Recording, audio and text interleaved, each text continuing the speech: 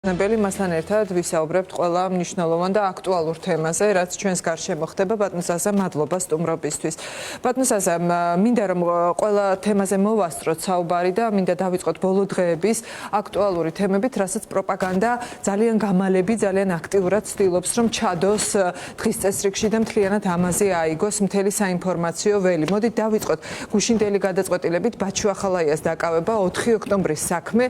ეს არის საკითხი, რომელზეც 4 ოქტომბრიდან მოყოლებული ქართული ოცნება მუდმივად ცდილობს, რომ მათ შორის საერთაშორისო პარტნიორებთანაც გაყიდოს როგორც ძალადობრივი აქცია, გადატრიალების მცდელობა და ახლა უკვე შემოიტანა კიდევ ერთხელ კარგად ნაცადი ხერხი, ასე ვთქვათ, ნაციონალური მოძრაობის ყოფილი მინისტრის და ბაჩუ ახალაიას პერსონის წინ წამოწევით 4 ოქტომბრის საქმესთან დაკავშირებით. რასთან გვაქვს საქმე, რა გითხრათ თქვენ სუსის გუშინდელმა განცხადებამ? ანინა და რეშუმა შეაჯამა ეს ყველაზე კარგად, მან თქვა რომ ეს არის ერთი დიდი ბოდვა. ბოდვა, ეს ამაზე რაღაც სერიოზული მსჯელობა ალბათ უადგილოა, ალბათ კი არა, სრულად უადგილოა. მათ ძალიან ესეთ კლასიკურ რუსულ კაგებეშნიკურ სტილში ჯერ ადამიანის ეგრეთ წოდებული character assassination-ი გააკეთეს, ანუ რაღაც ასე ვთქვათ, პიროვნულად, პროპაგანდისტულად მოახდინეს მის დემონიზება და ეხლა როცა დაჭირდათ, უნდათ რომ მას შეახოცონ ხელი და ამას ასაბუთებენ რაღაც აბსურდით, რაღაც ინტერნეტ ტრაფიკით,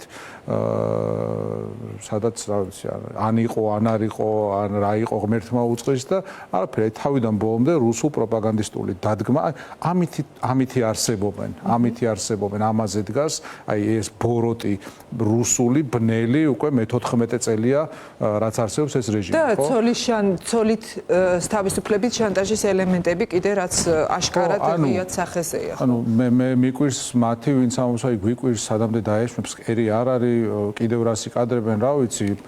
ბედუკაძე და რაფალიანცით მოვიდნენ და ანუ ეს არის მათი ხელწერა. ანუ ის კი არა რომ რამეს ცვლიან, მათი ხელწერაა. ეს ანუ რუსები არიან, ასე მოვიდნენ და ასე აგრძელებენ. განსხვავება არის ის, რომ დღეს უკვე თუ თავიდან ძალიან დიდი ფორა ქონდათ, ხო, მოლოდინების თვალსაზრისით ზოგი იძახდა რომ ეს საიდანო მწოდნოდა რომ რუსია, ზოგი იძახდა რომ შეიძლება ფიქრობდი რომ რუსია, მაგრამ იცი რა, წინა ხელისუფლებას მაინც ამოწურული ქონდა თავისი ნდობის მანდატი და ვცდიდით ვიღაც ახალს და სხვას და განსხვავებულს და თუ არ მოგვეწონებოდა გადავირჩევთ და ასე შემდეგ და ეხლა აღმოჩნდა რომ ვეღარც გადაირჩევ, რუსიც არის, ფესვებიც გაიდგა, დასავლეთთან ყველაფერი შეგნებულად გააფუჭა, საქართველოს სპეციალურად მიატრიალა რუსეთისკენ, კი არა და რუსეთი დააბრუნა საქართველოში, მიატრიალა ალბათ გულისხმობს, რომ რაღაც მათ აქვთ მართვის სადავეები და მართვის სადავეები 2012 წლიდან აქვთ რუსებს. ნუ ვიღაცებს გონიათ რომ ასე არ არის, ვიღაცებს ეგონათ რომ ასე არ იყო, ხო? ალასანიამ თქვა რომ დავაპირე რაღაც იარაღის შეძენა თავდაცვისთვისო და თითი დამიქნიეს და მე ივანიშვილი ამბობდა რომ პუტინს პირადად უხდიდი ამის გამო ბოდიშებსო, ხო? აი აქედან მოვდივართ ჩვენ.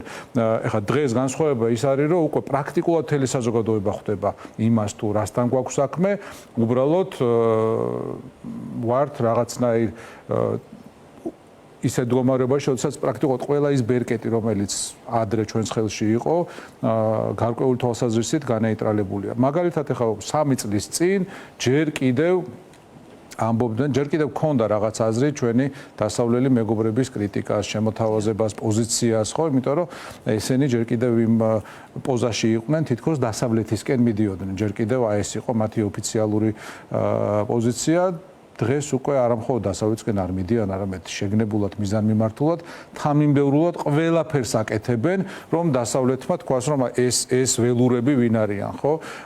მადლობა ღმერთს დასავლეთი ამას ამბობს მხოლოდ რეჟიმზე, მარტო ქართულ ოცნებაზე და არა ქართულ ხალხზე.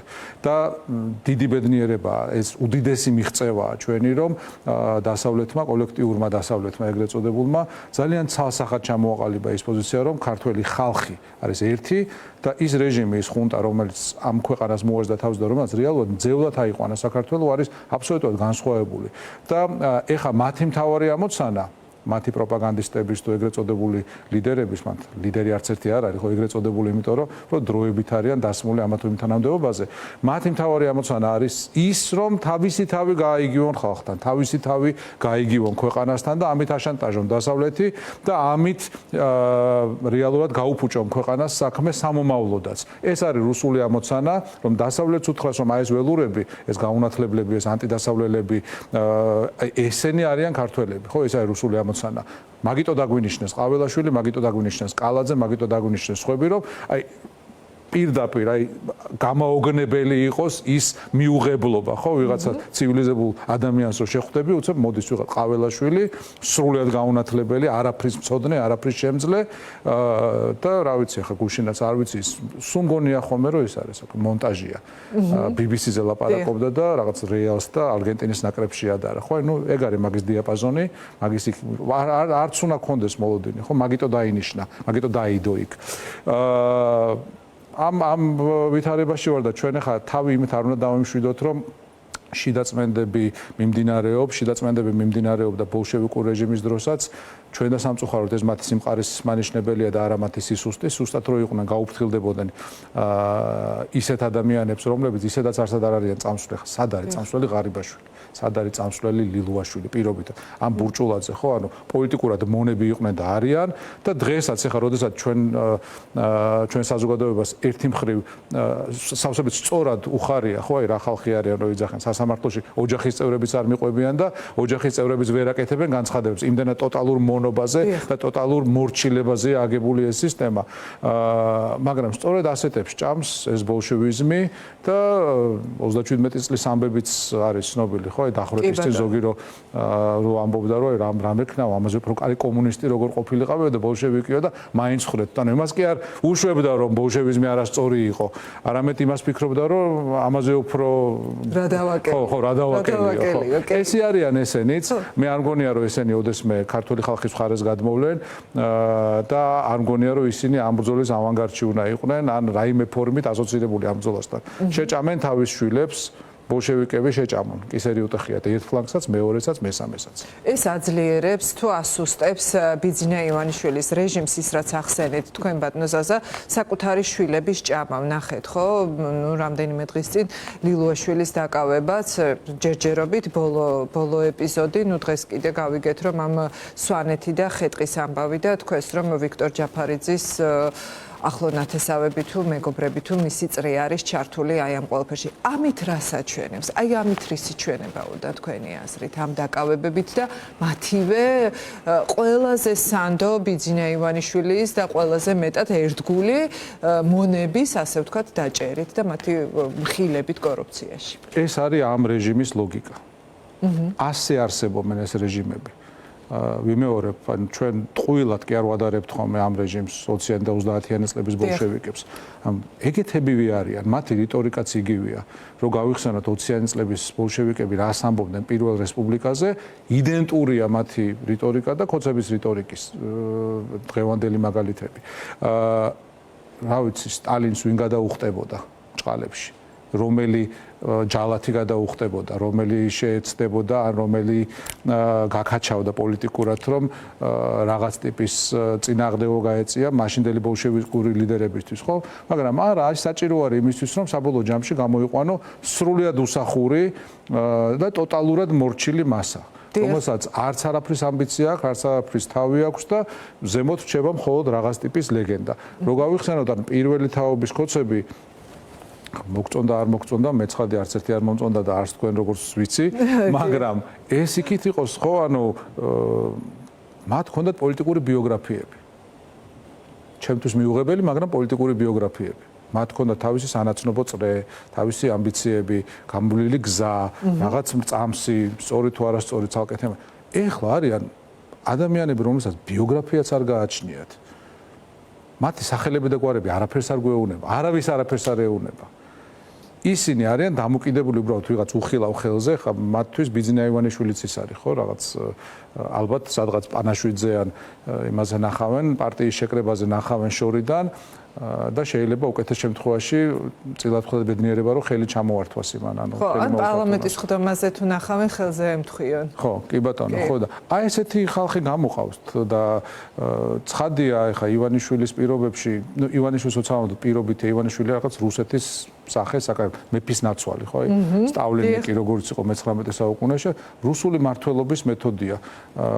ჯერ გასვარეს დანაშაულში, მერე მიუშვეს რომ ბევრი ფული ეკეთებინათ და მე რაში ჭირდებათ.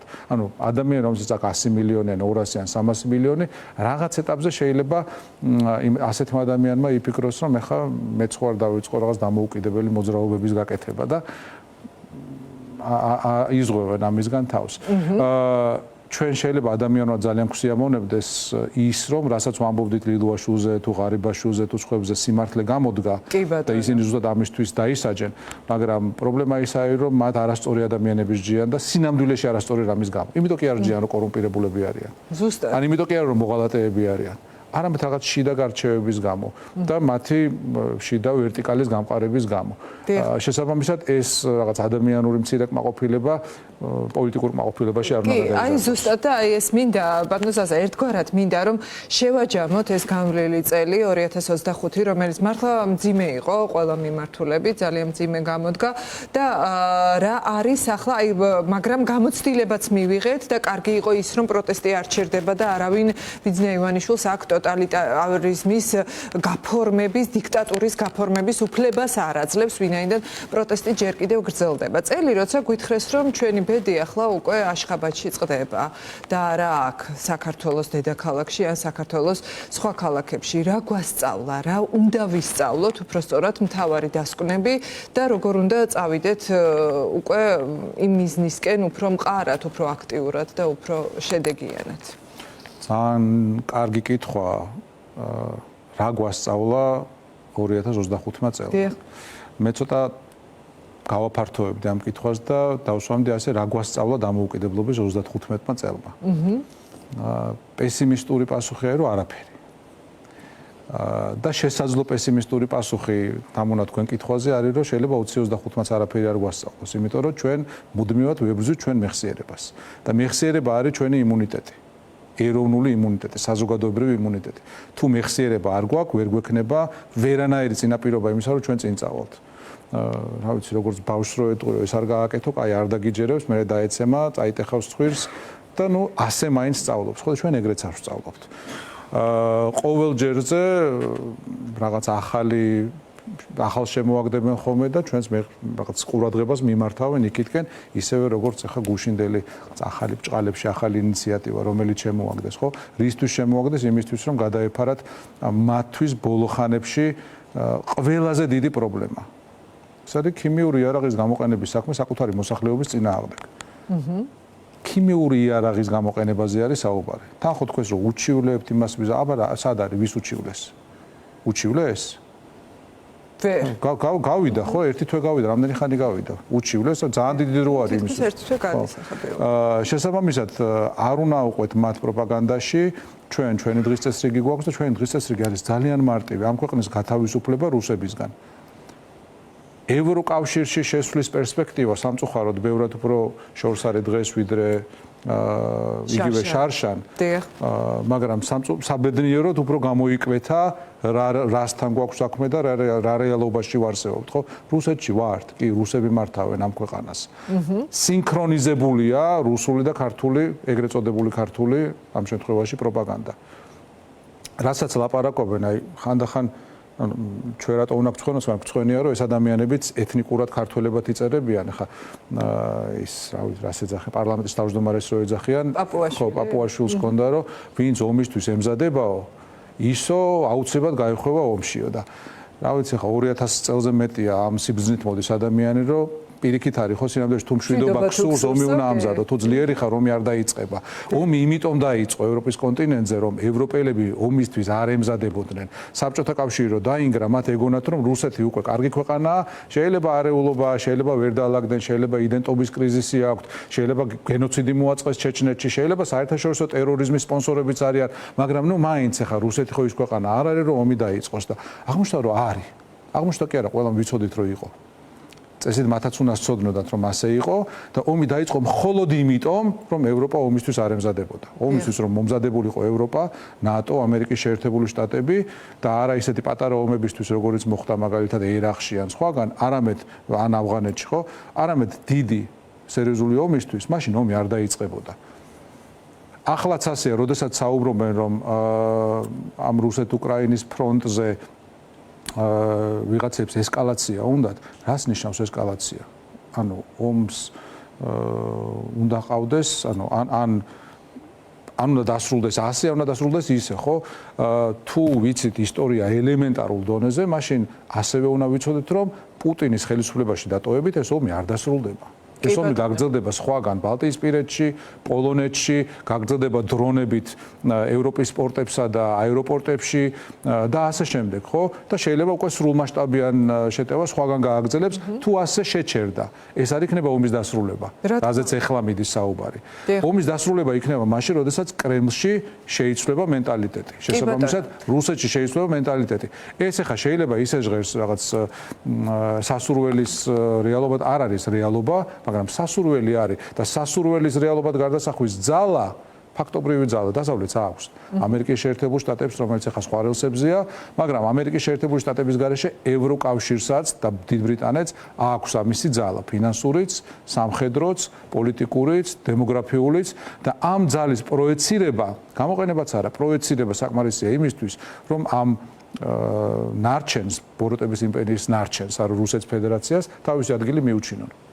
კი ბატონო და ბოლოს ბატონსაზე 2 წუთი გრჩება და მინდა რომ მაინც ვთქვათ რას უნდა ველოდოთ 2026 წელს უახლოეს თვეებში, უახლოეს 1 წელიწადში. ხა ესე კონკრეტულად შეიძლება არ ვთქვათ რომ აი 2026 წელს ეს მოხდება, მაგრამ ხო, პროტესტი გრძელდება, პროტესტი ისევ გრძელდება და ადამიანები არ ეგუებიან ამ ქვეყანისგან რუსეთის გაფორმებას, ასე ვთქვათ, ხო ამ ქვეყანაში.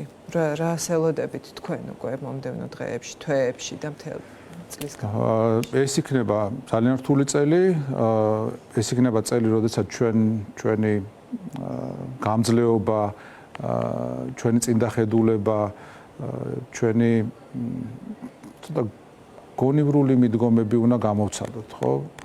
უნდა მაღლა დავდეთ იმ ქართულ სიფიცხეზე, რომელიც გვახასიათებს, ხშირად მაქსიმალიზმზე, რომელიც ასევე გვახასიათებს, თუმცა მაქსიმალიზმი ცუდი არ არის, მაგრამ გულისხმობ იმას, რომ ხშირად გვინდა აპოკალიფტური სცენარების დახატვა და ეხლა ყველაფერი მოხდება, ან მერე აღარაფერი არ იქნება. არა, ცხოვრება გრძელდება და ჩვენ აი ამ ჭრილში უნდა შევხედოთ, მათ შორის ვისწავლოთ ჩვენი მტრისგან. ისინი ძალიან მიზანმიმართულად, თანმიმდევრულად, გრძელვადიანი ხედვით მოქმედებენ. ამ ეტაპისთვის არიან წარმატებულები, მაგრამ საბოლოო ჯამში ისინი განწირულები არიან წარუმატებლობისთვის. ისინი იბრძვიან ისტორიის წინაშე, ისინი იბრძვიან ქართველი ხალხის წინაშე, უბრალოდ ქართველი ხალხის წინააღმდეგ კი არ იბრძვიან.